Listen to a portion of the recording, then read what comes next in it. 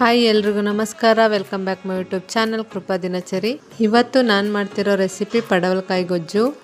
ನಾನಿಲ್ಲಿ 2 ಮೀಡಿಯಮ್ ಸೈಜ್ದು ನಾಟಿ ಪಡವಲಕಾಯಿ ತೊಗೊಂಡಿದ್ದೀನಿ. ಅದನ್ನು ಈ ಥರ ಸಣ್ಣದಾಗಿ ಕಟ್ ಮಾಡ್ಕೋಬೇಕು. ಅದು ಎಳೆದಿತ್ತು ಅಂತಂದರೆ ಅದ್ರ ಜೊತೆ ಸೇರಿಸಿ ಕಟ್ ಮಾಡ್ಕೊಳ್ಳಿ, ತುಂಬ ಚೆನ್ನಾಗಿರುತ್ತೆ. ಇಲ್ಲ ಅಂದರೆ ಸ್ಕಿಪ್ ಮಾಡೋದಿದ್ರೆ ಮಾಡ್ಬೋದು. ಎಲ್ಲನೂ ಈ ರೀತಿ ಹೆಚ್ಚಿಟ್ಕೊಂಡು 2 ಈರುಳ್ಳಿ ತೊಗೊಂಡು ಅದನ್ನು ಚಾಪ್ ಮಾಡ್ಕೊಳ್ಳಿ. ನೀವು ಯಾವ ಥರ ಚಾಪ್ ಮಾಡ್ಕೋತೀರೋ ಆ ಥರ ಮಾಡ್ಕೊಳ್ಳಿ. ನಾನು ಈ ಥರ ಮಾಡ್ಕೊಂಡಿದ್ದೀನಿ.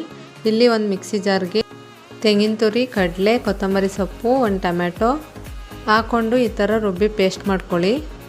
ಸ್ವಲ್ಪ ತಿಕ್ಕಾಗಿರಲಿ, ಪೂರ್ತಿ ಸಣ್ಣಕ್ಕೆ ಮಾಡ್ಕೋಬೇಡಿ. ಮಸಾಲೆ ಐಟಮ್ ಇಷ್ಟಪಡೋರು ಚಕ್ಕೆ, ಲವಂಗ, ಗಸಗಸೆ ಸೇರಿಸ್ಕೊಳ್ಳಿ. ತಿಂಡಿಗೆ ಲೇಟಾಗಿತ್ತು, ಅದಕ್ಕೆ ಸ್ವಲ್ಪ ಬೇಗ ಮಾಡ್ಕೊಳ್ಳೋಣ ಅಂದ್ಬಿಟ್ಟು ಕುಕ್ಕರಲ್ಲಿ ಮಾಡ್ಕೋತಾ ಇದ್ದೀನಿ. ನೀವು ಪಾತ್ರೆಯಲ್ಲಿ ಬೇಕಾದರೂ ಮಾಡ್ಕೋಬೋದು. ಕುಕ್ಕರ್ ಇಟ್ಟು ಅದಕ್ಕೆ 2 ಟೇಬಲ್ ಸ್ಪೂನ್ ಎಣ್ಣೆ ಹಾಕಿ, ಎಣ್ಣೆ ಸ್ವಲ್ಪ ಬಿಸಿ ಆದಮೇಲೆ ಕಟ್ ಮಾಡಿ ಇಟ್ಕೊಂಡಿರೋ ಈರುಳ್ಳಿ ಹಾಕಿ, ಈರುಳ್ಳಿ ಸ್ವಲ್ಪ ಹಸಿ ವಾಸನೆ ಹೋಗೋವರೆಗೂ ಬಾಡಿಸಿ.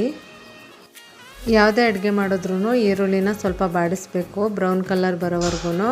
ಅದು ಬ್ರೌನ್ ಕಲರ್ ಬಂದು ಹಸಿ ವಾಸನೆ ಹೋದ್ರೇ ಚೆನ್ನಾಗಿರುತ್ತೆ. ಇದಕ್ಕಿವಾಗ 1 ಚಿಟಿಕೆ ಅರಿಶಿನ ಆ್ಯಡ್ ಮಾಡಿ ಸ್ವಲ್ಪ ಬಾಡಿಸಿ. ಯಾವುದೇ ಪಲ್ಯಗಳು ಗೊಜ್ಜುಗಳನ್ನ ಮಾಡಿದಾಗ್ಲೂ 1 ಚಿಟಿಕೆ ಅರಿಶಿನ ಆ್ಯಡ್ ಮಾಡೋದು ರೂಢಿ ಆಗಿಬಿಟ್ಟಿದೆ. ನಾವು ಆ್ಯಡ್ ಮಾಡ್ಕೋತೀವಿ, ನಿಮಗೆ ಬೇಡ ಅಂದರೆ ಸ್ಕಿಪ್ ಮಾಡಿ.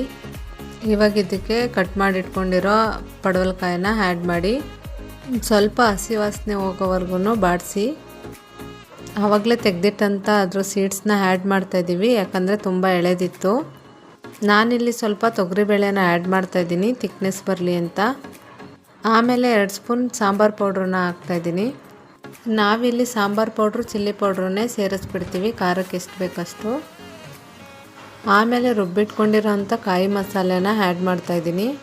ಮಸಾಲೆ ಆ್ಯಡ್ ಮಾಡಿಕೊಂಡು ನಮಗೆ ಎಷ್ಟು ನೀರು ಬೇಕೋ ಅಷ್ಟನ್ನು ಮಾತ್ರ ಹಾಕ್ಕೊಳ್ಳಿ.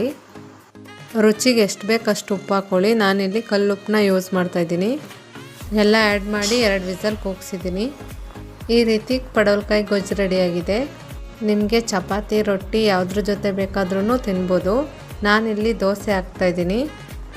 ಸಿಂಪಲ್ಲಾಗಿ ಸೆಟ್ ದೋಸೆ ಜೊತೆ ತಿನ್ನೋದಕ್ಕೆ ತುಂಬ ಟೇಸ್ಟಿಯಾಗಿರುತ್ತೆ.